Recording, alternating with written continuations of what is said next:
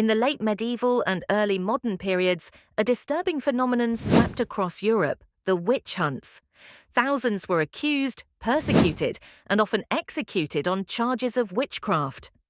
But why did these hunts occur? Were they acts of divine retribution or simply manifestations of mass hysteria? As we delve into the past, let's turn our attention first to the medieval mindset, deeply religious and often fearful. The Catholic Church, endowed with significant authority, shaped societal beliefs.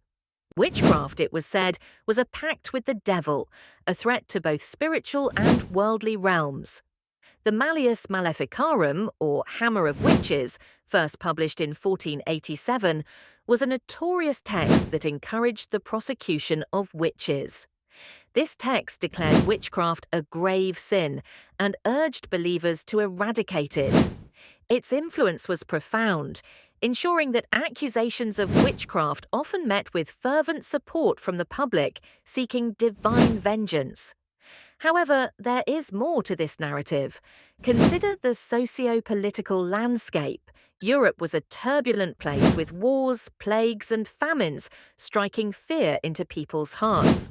Such chaos often left communities desperate for explanations, and witches supposedly wielding powers over life and death became convenient scapegoats. A personal vendetta or mere suspicion could easily escalate into charges of witchcraft, sending neighbors into frenzied accusations. Economically, too, there was a dark undercurrent. The accused were often women living on the fringes of society, poor, widowed, or non-conforming. Their vulnerability made them easy targets. Some historians argue that these hunts were used to suppress women and reinforce patriarchal structures. Now, let's examine an exemplary case.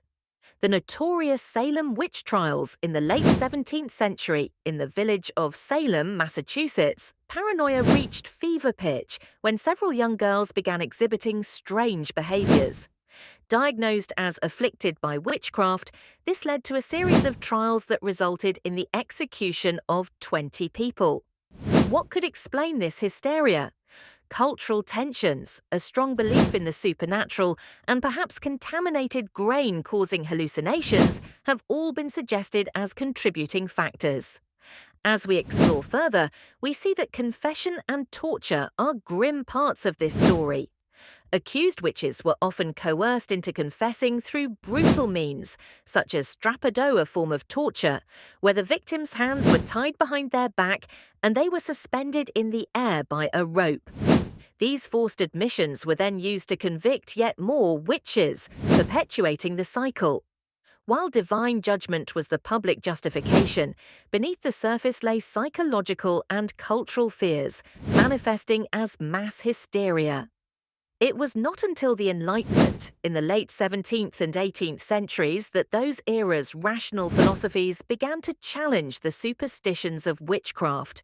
Critical evaluations of evidence, improved legal standards, and an emphasis on reason rather than blind belief slowly brought an end to the witch hunts.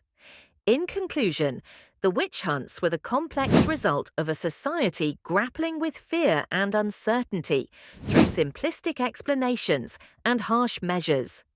These events remind us of the dangers of unchecked power, the consequences of social paranoia, and the importance of justice based on reason and evidence. As we look back, it is critical to ask ourselves not just why this happened, but how we can prevent such hysteria from arising again. Today, these lessons ring as resonant as ever, reminding us to question, to learn, and most importantly, to remember.